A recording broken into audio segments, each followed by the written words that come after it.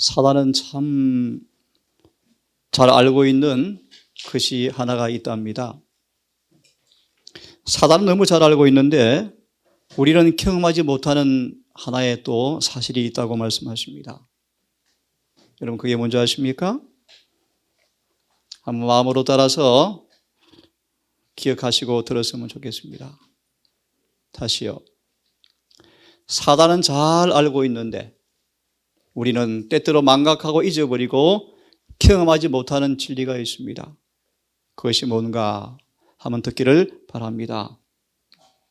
사단은 그리스도 안에 있는 가장 연약한 성도일지라도, 사단은 그리스도 안에 있는 가장 연약한 사람 성도일지라도 그 사람은 암흑의 군대보다 강하다는 사실을 마귀는 잘 알고 있다.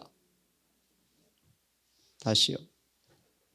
사단은 그리스도 안에 있는 가장 연약한 성도 한 사람일지라도 암흑의 군대보다 강하다는 사실을 마귀는 더 잘 알고 있다.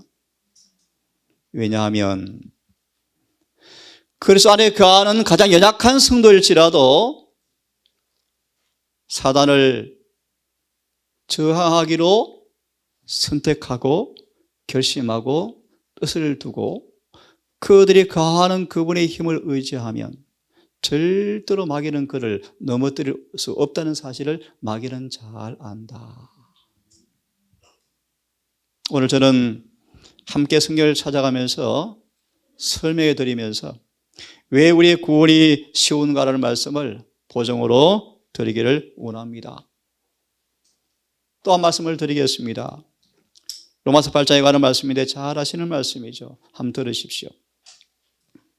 예수님은 불쌍한 영혼을 구원하기 위해서 어떤 값비싼 대가라도 아끼지 아니하시고 아무리 높이 평가되는 것일지라도 보류되지 아니하시고 인간을 위해서 다 쏟아붓기로 결심하셨다. 그리스도들은 인간 속에 구원을 사업을 이루기 위해서 보류해 두신 것은 하나도 없다. 잘 아시는 구절을 함께 보겠습니다. 마태복음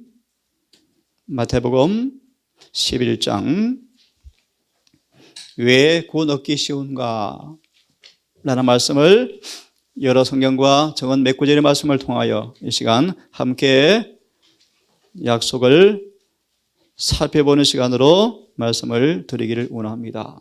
마태 11장 28절을 제가 읽습니다. 수고하고 무거운 짐진 자들아. 너무 잘 아시죠 여러분? 인간이 지고 있는 수고와 무거운 짐이 무엇입니까 여러분? 수고하고 무거운 짐진 자들아, 모든 자들아 내게로 오라. 내가 너희에게 뭘 주겠다고요? 쉼을 주겠다. 이 안식일의 대진리를 선포하는 것인데요, 아시는 것처럼 인간이 지고 있는 가장 큰 무거운 죄가 짐이 아시죠? 죄의 짐이다. 여러분, 죄의 무게가 얼마나 무겁습니까 여러분? 인간은 100% 파멸임이 입증되는 죄의 무게가 얼마나 무겁습니까? 그것이 겟세마네와 십자가였죠. 여하튼 주님께서 말씀하시기를 수고하고 무거운 모든 짐진 사람들아 내게로 오라. 내가 뭐 하겠다? 쉬게 하겠다. 무슨 뜻일까요 여러분? 29절을 보면서 말씀을 드리겠습니다. 나는 마음이 온유하고 겸손하니 너희 위에 내 멍에를 메고 내게 배우라. 그런 마음에 안식이 올 텐데 내 멍에는 뭐하다? 쉽고 가볍다? 쉬운 답을 드리죠. 쉬운 답을 드리죠. 내가 주께 범죄치 아니하리 하여 주의 말씀을 내 속에 두었습니다. 다시 풀이하면 주의 말씀이 그들 속에 있는 사람들은 뭐하지 못하죠? 예. 다시 설명해 드리겠습니다. 내 멍에는 쉽다고 주께서 말씀하십니다. 내 짐은 가볍다고 말씀하십니다. 왜 구원이 얻기 쉬운가? 질문 드립니다. 주의 멍에는 뭐죠? 쉽고 가벼워요. 이 멍이 어떤 멍입니까? 조금 이해를 도모해 드리면, 주님께서 우리에게 모든 짐을 벗겨준다고 보장하셨고, 그죠? 우리 스스로 죄에서 벗어날 수 없는 운명이지만, 이 무거운 짐에 압사해서 죽을 운명이었지만, 주님께서 그 죄를 그대로 인정하고 진심으로 그분께 나오면 그분께서 죄의 짐을 벗겨주시겠다고 보장하시면서 이렇게 보장하십니다. 내 멍에는 뭐다? 쉽고 가볍다. 이게 무슨 말이죠? 우리는 이 멍에를 매야 돼요. 이 멍에를 주님께서 말씀하시기를, 죄의 멍에 대신에 주님께서 지어주는 멍에가 뭘까요? 내 멍에는 쉽고 가볍다고 말씀해요. 자, 이해를 도와드리면, 소가 챙기를 목에 메고 밭을 갈아야 돼요. 그렇죠? 그 밭을 쉽게 잘 갈 수 있도록 농부가 소의 어깨에 뭘 메워줍니까? 멍에를 메워줘요. 결론 드립니다. 이 멍에가 뭘까요? 하나님의 은혜와 성령이요, 성령. 하나님의 은혜와 성령께서 마음속에 부어지면 소가 징기로 갈아야 되는 것처럼 죄 대신에 의를 행하는 것, 그분의 말씀을 따라 순종하는 것, 그분의 명령을 지키는 것이 뭐다? 쉽고 가볍다. 로마서 10장을 피지 않겠습니다. 사람이 마음으로 믿어 의에 이르고 입으로 시인해서 뭐한다? 구원에 이르느니라. 38년 병자가 있었습니다. 아시는 것처럼 도무지 스스로 할 수 있는 것이 하나도 없었어요. 그죠? 잘 들어보세요. 단순한 말씀을 드리는 것입니다. 이 38년 병자가 지고 있는 무게가 얼마나 무겁습니까, 여러분? 38년간이나 중풍으로 알아왔습니다. 우리는 죄인의 마비된 사람입니다. 38년간 중풍병자처럼 아무리 애를 써도 의를 행할 수 없는 사람들이었습니다. 일어설 수 없는 사람이었습니다. 잘 들으세요? 그런 그에게 주님께서는 믿음을 활용하라고 요구하지 않으셨다.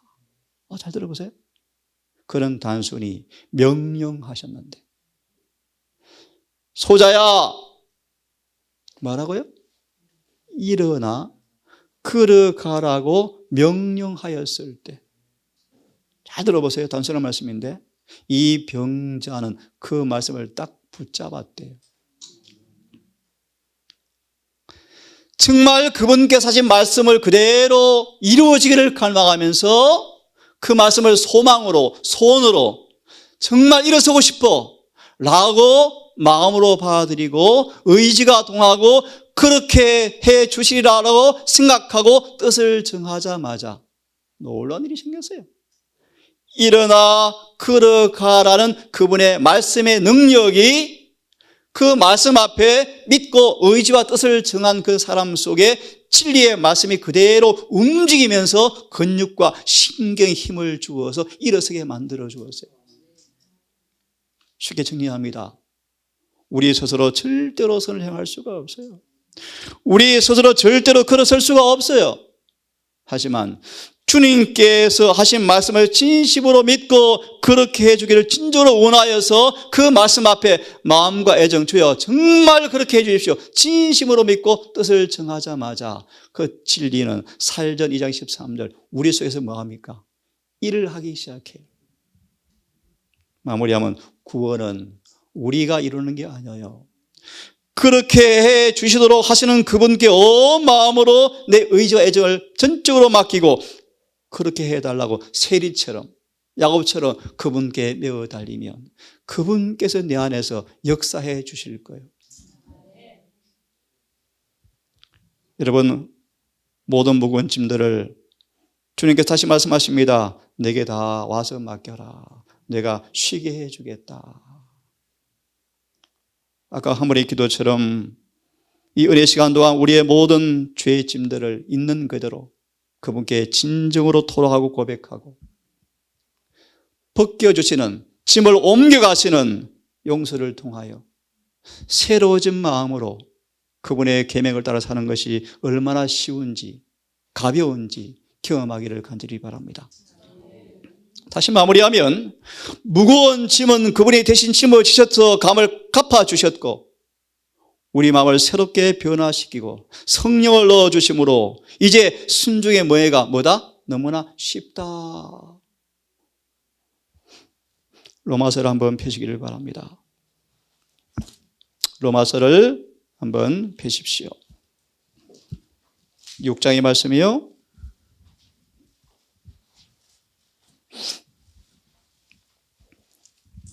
우리 잘 기억하는 말씀이지만 다시 한번 제가 6장 1절부터 이해하기 쉽게 봉독해 드리겠습니다.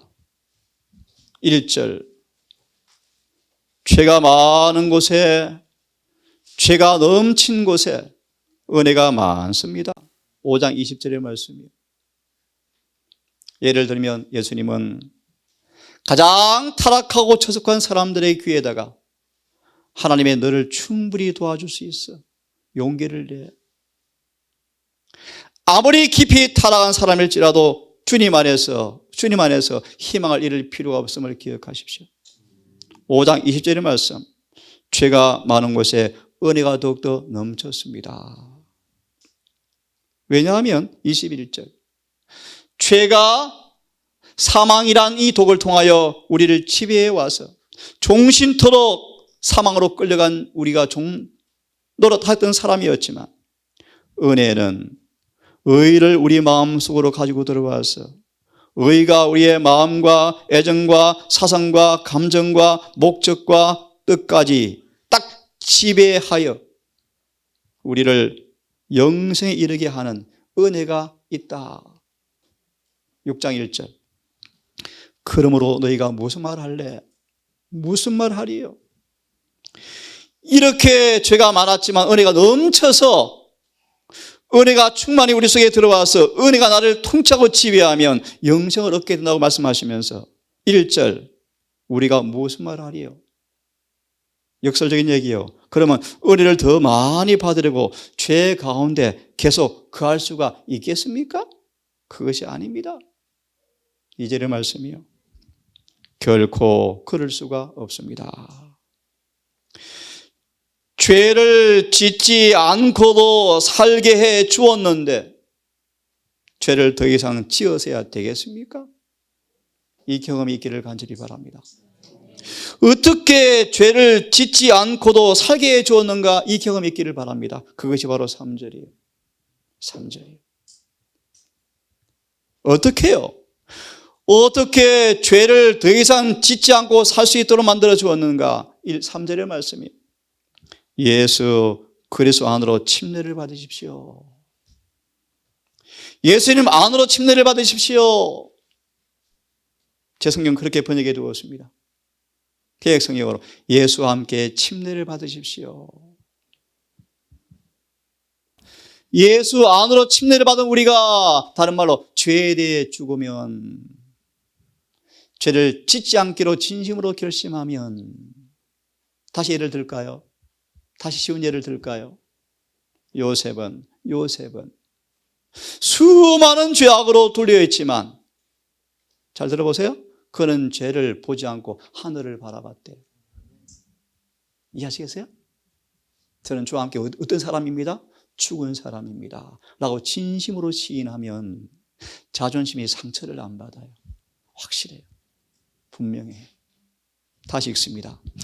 예수 그리스도 안으로 침례를 받은 우리가 그분의 죽음 안으로 침례를 받은 줄을 너희가 알지 못하느냐?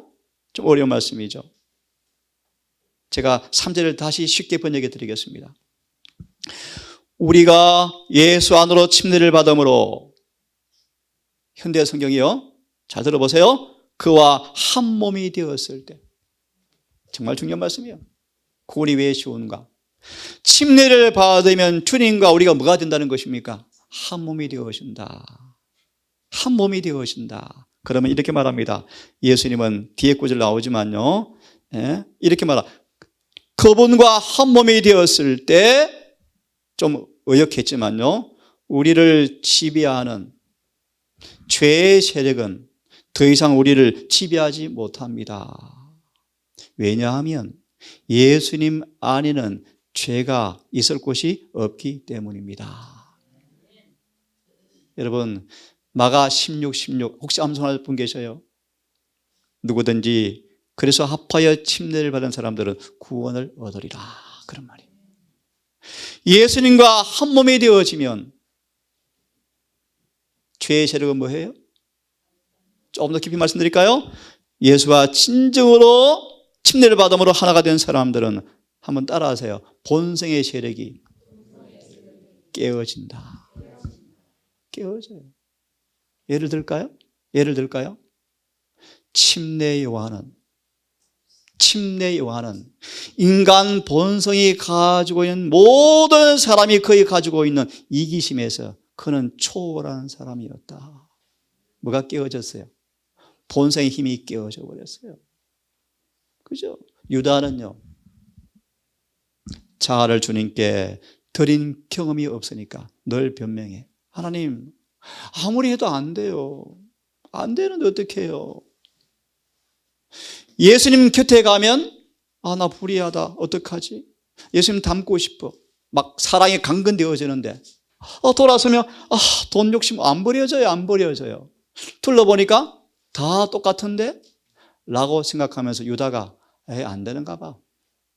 그래서 나온 신학이 뭐죠? 예수님을 궁지에 몰아넣으면 그분이 내가 믿었던 그 메시아, 어떤 메시아예요? 예루살렘을 회복하고 나에게 국회의원 한 자리 줄 그 메시아를 내가 만들어버리자. 해서 예수를 뭐 하면 궁지에 몰아넣으면 그분께서 절대로 죽지 않고 내일 오실 것을 유다는 뭐 했어요? 믿었죠. 그죠? 이게 죄의 신학이에요. 자, 돌아오셔서 4절을 보면 이렇게 말합니다. 우리가 그와 함께 침례를 받아 그와 함께 묻히면 그냥 바로 설명해 드립니다. 우리가 새 생명 가운데 걷게 되어지는데 다 함께 6절을 크게 같이 읽습니다. 시작. 우리가 이것을 알거니와 우리의 사람이 그분과 함께 십자가에 못 박힌 것은 뭐가 멸해진다고요? 예, 죄의 몸이 멸하여져서 그 다음요. 예, 여러분 진정으로 침례를 받으면 구원은 받습니다. 왜 받는가 보세요. 죄의 몸이 뭐한다? 그러므로 여러분 쉬운 예를 듭시다. 아담 때문에 라고 절대 뭐예요? 그렇게 말하면 안 돼요. 로마서 5장 아담 때문에를 주님께서 은혜로 완전히 상쇄시켜 놓고, 예? 보세요. 우리가 하나님께서 침례를 통하여 우리의 마음을 타락전의 상태로 돌려놓고 성령을 주셔서 사단과 싸워 이기도록 하시는 분이 주님이셔요. 그럼 아무도 불평할 필요가 없다고 말합니다. 따라 읽으십시오. 7절 시작. 예, 구원이 왜 쉬운가? 정말 주님 안에 참으로 죽는 것이 무엇인가를 경험하게 하면 구원은 엄청 쉬워요. 여러분 하나 질문을 드립니다. 어떻게 죽는 경험을 하죠? 네? 쉬운 예를 또 들어드리겠습니다. 복음성경 주석을 찾아서 예를 좀 들어드리겠습니다. 로마서 7장을 펴십시오. 로마서 7장. 우리가 왜 구원 얻기가 쉬운가? 정말 예수 앞하여 죽는 것이 무엇인가만 경험한다면 구원은 참 쉬워져요. 자, 무슨 뜻인가? 7장을 펴세요. 9절만 읽습니다. 로마서 7장 9절만 읽겠습니다. 시작.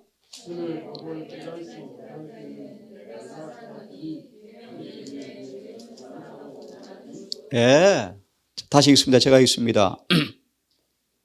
다시 읽습니다. 내가 살았다 했지만 계명이 이름에 내가 뭐 했다? 죽었도다. 로마서 7장 7절 9절 주석을 한번 함께 읽고 싶습니다. 이 경험이 정말 우리의 삶 속에서 속히 경험되어지기를 간절히 바랍니다. 7장 7절 9절 펴십시오. 자, 거듭 말합니다. 예수 아파의 침례를 받는 경험, 그분과 아파의 죽는 경험, 그런 사람들은 로마서 6장의 말씀처럼 죄의 몸이 뭐한다? 멸해진다. 그래서 남은 때를 더 이상 뭐 할 필요가 없다? 죄의 종로로 할 필요가 없다. 왜요? 죽은 자는 죄에서 뭐 했다? 여러분 죽은 자 보셨죠? 잘 아시잖아요, 여러분. 아무리 만져도 불러도 대답이 없잖아요. 대답이 없어요. 우리가 예수 안에서 죽어 있으면 사단은 절대로 죄를 짓게 할 수가 없어요. 이 시간 왜 드리는가? 그럼 어떻게 죽는 경험을 하는가? 그거 얘기하는 거예요. 그거 얘기하는 거예요. 자, 로마서 7장. 자, 사도 바울이 정말 외모에 관한 한 참 훌륭한 사람이었죠. 그 다음 보세요.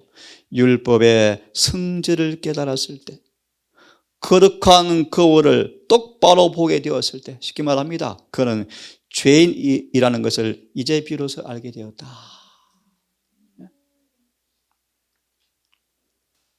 여러분, 정말 우리가 마음으로 죄가 싫어지고 죄의 진면목이 정말 알아지면, 그죠? 그 은혜죠, 그죠? 정말 그런 마음이 우리 마음속에 은혜로 오면, 여러분, 죄를 짓는 게 쉬워요? 안 짓는 게 쉬워요? 네? 안 짓는 게 쉬워져요. 그걸 가리켜서 새 마음이다. 내 속에 죄를 싫어하고 죽기보다 미워하고 하는 그런 마음이 내 안에 왔을 때 죄를 안 짓는 게 쉬워요? 짓는 게 쉬워요? 안 짓는 게 쉽죠. 자, 보세요. 바울은 얼른 눈으로 따라보세요. 하나님께서 그를 보는 것처럼 그를 보게 되었을 때 부끄러워서 고개를 숙이고 죄를 고백하고 그 거울을 본 자신을 이제 잊어버리지 않고 하나님을 향해서 순수한 회개를 하였고 예수께서 그의 죄를 용서해 준다는 사실을 믿었다. 제가 좀 첨가시켰습니다. 그는 씻기심을 받았고 정결함을 입었다. 두 번째 문단 보세요. 죄가 끔찍스러운 진면모를 드러내고 그러자 뭐는 사라졌다? 예. 여러분, 죄의 진면모가 깨달아지면 자존심은 사라져 버렸다. 예를 들읍니다. 예수를 바라볼 때 예수께서 당하신 장면들을 곰곰이 생각해 보면 인간 관계 속에 일어나는 수많은 시험이 더 이상 안 되어져요. 이해되시죠? 하늘 왕폐하께서 주님께서 그런 시험을 당하셨거든. 내가 선생이 되어서도 너희 발을 서로 씻겨주었거든. 너희는 뭐하라? 서로의 발을 씻겨주어라. 너희는 서로에게 뭐하라? 종노릇하라. 내가 동산 다 좋아하지만 다들 좋아합니다. 오해는 하지 마세요. 특별히 몇몇 청년들을 눈여겨봅니다. 가끔 뭘 보는가? 참 종의 자세가 잘 되어 있어요. 참 감사해요. 참 감사해요. 인간의 안목에서는 조금 다르게 볼지 모르지만 참 저런 마음이 착한 마음이다. 그에게 신앙만 더 깊어지면 훨씬 정말 주님께서 기여기는 변화가 일어나겠구나 라는 그런 기대가 희망이 여러분 모두에게 있습니다. 돌아와서 마저 읽고 또 다른 구절을 하나 보고 마치겠습니다. 선함이나 공로를 더 이상 자기에게 돌리지 않았다. 자기 자신에 대해서 마땅히 생각해야 할 것 이상으로 생각지 않고 위대하게 된 욕망도 다 사라져버렸고 아무리 억울하고 아무리 비난하고 아무리 무시당하고 아무리 멸시받을지라도 바울은 민감한 반응을 보이지 않게 되어버렸다. 그 다음 안 읽겠습니다. 구원은 예수 안에 내가 양도되어지고 내가 감추어지고 내 자아가 죽으면 구원은 쉬워져요. 맞죠? 여러분 예수님을 바라보십시오. 겟세마네 갈바리까지를 자주 보시면서 묵상하시면서 우리 속에 은혜가 얼마나 강력한지를 경험하실 때, 야, 구원이 쉽네 라고 경험되어지기를 간절히 바랍니다. 한 구절을 좀 더 보고 마무리하고 싶습니다. 사도행전을 펴십시오. 여러 긴 말씀들이 있는데 제가 소개를 짧게 하고요. 저녁 시간에 이어서 두려워 말라라는 구원의 확신에 관한 말씀을 좀 드리겠습니다. 사도행전을 펴보십시오. 26장 13절 이 구절만 설명해드리고 마치겠습니다. 15절까지를 함께 읽어보겠습니까? 시작. 왕이여 때가 정오니 길에서 보니 하늘로서 해보다 더 밝은 빛이 나와 내 동행들을 둘러 비추는지라. 무슨 장면이요? 부활하시는 구주께서 사울에게 오셨어요. 그때 빛이 환하게 비쳐요. 정오의 빛보다 더 밝았답니다. 그래서 아시는 것처럼 바울이 이때 어떤 일이 생겼어요? 안질이 와서 눈 시력이 다 가버렸어요. 죽을 때까지 시력이 거의 회복이 안 되었대요. 그렇죠? 부활한 구주를 만나서 미리 답을 드릴까요? 그가 예수님을 만나기 전에 본다 하였지만 예수를 보고 진짜 속용되어 버렸어요. 그런데 기억하실래요? 바울은 영의 눈이 열려버렸어요. 거룩한 사물을 보는 영적인 사람이 되어버렸어요. 자, 다시 읽습니다. 14절 시작. 우리가 다 땅에 엎드러짐에 내가 소리를 들으니 히브리 방언으로 이르되 사울아 사울아 내가 어찌하여 나를 핍박하느냐 가시채를 뒷발질하기가 내게 고생이니라. 이게 무슨 말이죠? 이게 무슨 말이죠? 자, 이렇게 풀이해 드립니다. 사울은 핍박하는 그 일이 즐거웠어요? 힘들었어요? 왜 힘들었을까요? 끊임없이 양심이 뭘 받아요? 예를 듭시다. 스데반을 돌로 치는데 바울이 뭐 했어요? 앞장섰어요. 스데반을 죽이면서 마음이 편했어요? 불편했어요? 왜 불편했습니까? 양심의 그분의 소리가 강력하게 들렸어요. 이해하셨어요? 사울아 가시채로 뒤에 묶고 너 엉덩이 그렇게 게 아파 안 아파? 무슨 말이에요? 하나님의 영께서 양심에 계속 뭐 하시는 거예요? 다투시는 거예요. 사울아 양심이 불편해요? 편해요? 불편해요. 여러분 양심이 살아나는 방법이 있어요. 진리를 연구하면 양심이 살아나요. 양심이 맑아지고 깨끗해져요. 그죠? 그러면요 주님의 소리 잘 들리고 죄도 잘 보여요. 대부분 사람의 양심은요 화인 맞았고 양심이 부패되어서 몰라요. 죄를 짓고도 안 찔려요. 그런데 양심이 깨끗해지고 새로워지면요 잘 느껴져요. 자, 돌아와서 좀 더 설명해 드리겠습니다. 15절 내가 대답하여 주여 니시노이까 주께서 가라사대 나는 내가 핍박하는 예수라. 다시 예를 듭니다. 사울은 스데반의 중년 장면을 보고 돌아와서 계속 머리에 뭐가 맴도는 거예요? 스데반의 모습을 계속 잊어버릴 수가 없는 거예요.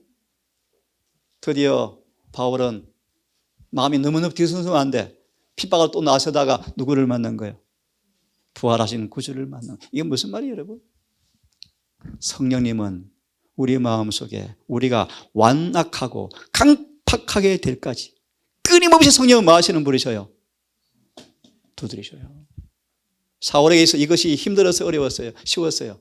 어려웠는데 무슨 말이에요? 은혜는 강력하다는 것입니다. 이 은혜의 역사하시면 우리가 계속 마음을 민감하게 반응하면 은혜는 반드시 우리를 뭐 할 거예요? 변화시킬 거예요. 여러분 시험보다 죄보다 은혜가 훨씬 강합니다. 여러분 용기를 내십시오.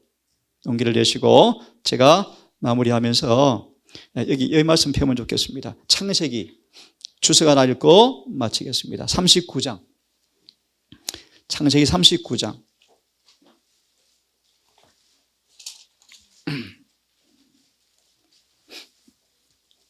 39장 폈습니까? 예, 9절부터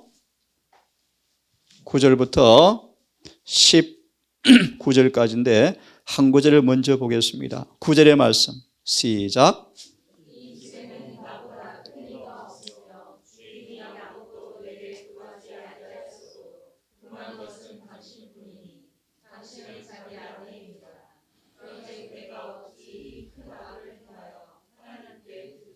십 절의 말씀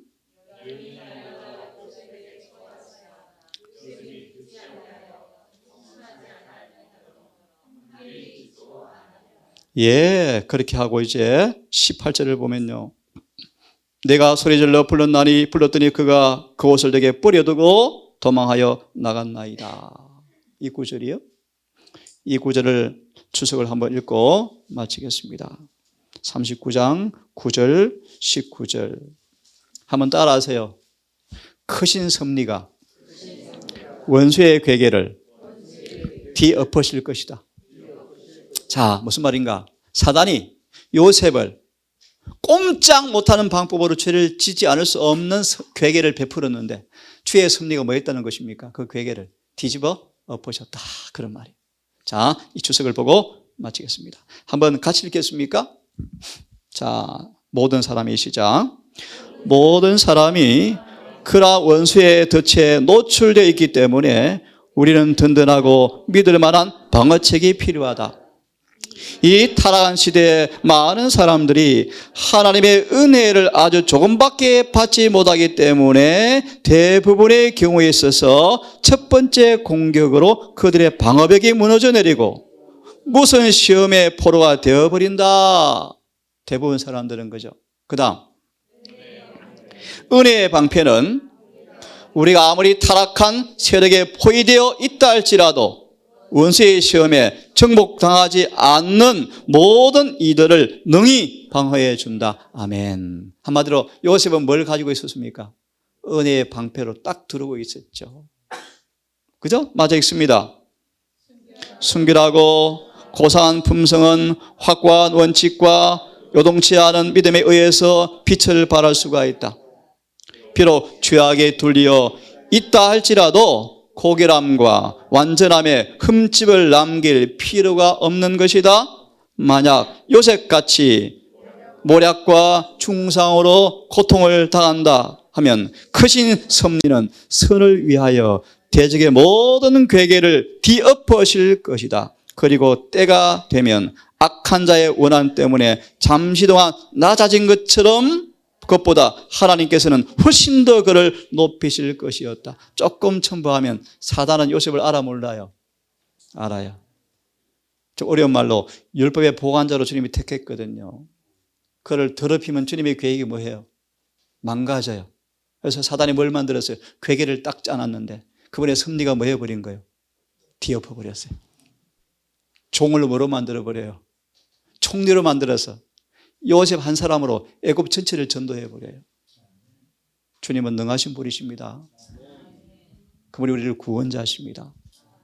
오늘 그분과 하나가 되는 경험을 통하여 얼마나 은혜가 큰지를 경험하는 그 은혜를 통하여 구원이 확실히 경험되어지는 경험이 있기를 간절히 바라면서 말씀을 마치겠습니다. 무릎 꿇으시고 눈을 감으신 채 한 정언을 듣기를 바랍니다. 주님께 불명예를 드려서 그분의 성모를 치욕을 드리기보다 어떤 희생과 죽음까지 마음으로 기꺼이 선택하는 사람들은 주님과 하나가 되어진다. 이 신비는 천사들도 이해 못하는 신비인데 이런 사람들은 사탄과 싸움에서 유리한 고지에 올려놓고 싸워서 이기게 하신다. 히브리 2장 14절의 정언의 말씀입니다. 아버지, 우리의 구원을 위해서 준비해 두지 않은 것이 아무것도 없다고 말씀하셨고 우리를 위해서 아들을 아끼지 않고 주신 아버지께서 우리를 구원하기 위해서 보류해 두는 것이 하나도 없다고 말씀하셨건만 우리 신앙이 왜 힘이 없고 나약하고 여전히 연약하여서 마음은 원이지만 육신의 종이 될 때가 왜 많은지 우리를 다시 한번 조사해 보고 싶습니다. 진정으로 주님 앞에 침례를 받았는지, 매 순간 성령과 은혜를 공급받았는지, 기도하고 있는지, 깨어있는지 살피게 해주셔서 오늘 단순한 말씀 몇 가지를 통하여 우리가 어떤 조건만 응한다면 왜 구원이 쉬운가에 대해서 몇 말씀을 통해서 보게 되었습니다. 하나님, 우리 모든 통산 식구들 요셉처럼 원칙이 마음에 바위처럼 굳게 기록되어지고 주의 명예가 목숨보다 중요하고 부모로부터 배웠던 신앙의 도가 마음에 자리하여 절대로 죄로 더럽히지 않기로 결심한 요셉이 은혜의 방패로 둘러 있어서 마귀의 모든 괴계가 죄의 섭리로 회파된 놀라운 경험처럼 우리 또한 그 놀라운 구원의 경험이 날마다 삶 속에서 동일하게 응하게 해 주십시오. 주님, 이 은혜의 때 은혜의 보좌 앞에 부지런히 가게 하셔서 은혜로 날마다 마음을 채우게 하시고 진리로 무장하게 하셔서 사단이 홍수같이 우리를 음모해 온다 할지라도 여호와 니시 주님께서 깃발을 지켜드심으로 원수가 절대로 뚫고 들어올 수 없는 그 경험을 통하여 구원이 선물이라는 사실을 이해하게 해 주시옵소서.